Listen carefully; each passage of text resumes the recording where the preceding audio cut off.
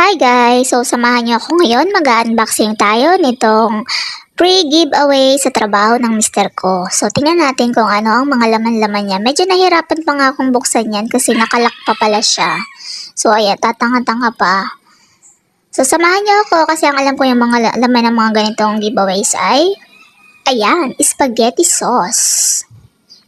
Tapos, ang sunod is yung macaroni. So, pwede natin ito sa macaroni salad, mga ganun-ganun.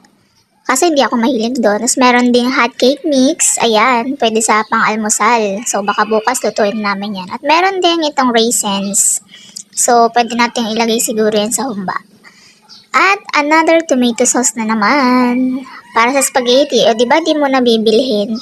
So, next itong ating mushroom. So, pwede itong magamit sa carbonara. And then, meron din siyang kernel corn.